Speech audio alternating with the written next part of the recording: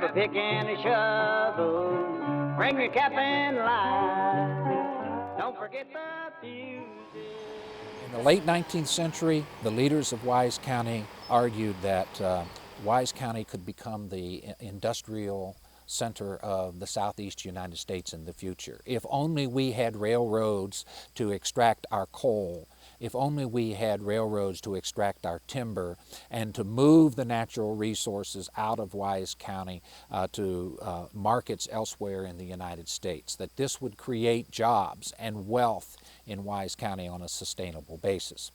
The history of Wise County and the history of Appalachia is that that kind of development has generated wealth for a few, but an often difficult and challenging life for many. Timber up that heading, set the wedges tight. Or your wife and children won't see you tonight.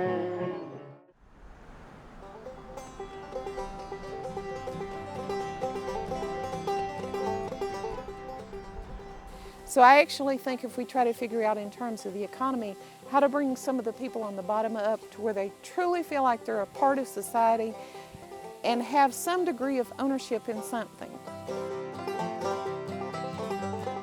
The Farmers Market in Norton is one example of a diversified local economy.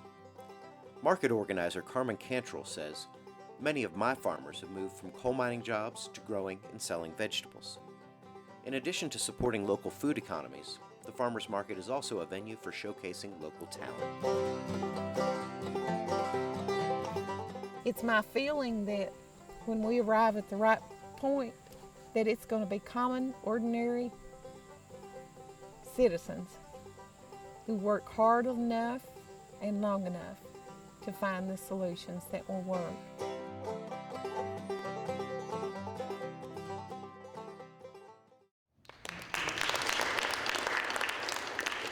The stimulus bill that was passed earlier this year created a lot of money for projects and programs in renewable energy and energy efficiency. If groups in the region can provide that content, there's resources available in the very short term to put some things on the ground. Jason and I and others are working on trying to get more federal money into this region for these kinds of projects. It's really not difficult to get local, state, and even federal people engaged if you're talking about job creation and economic development. I'm actually a former tobacco farmer. Initially, like coal miners, tobacco farmers were absolutely against any form of government intervention. But what really pushed things over the edge was people were organized. They went to Frankfurt and they said, "You got to help us make this transition." And that is kind of what's happened in tobacco fields in Kentucky. You know, I don't know it is a simplistic parallel in the coal fields, but I think there's a lot of lessons to be learned. And it really starts with organizing within your community. With food and farming and like with energy, it's a bad time, but it's a good time.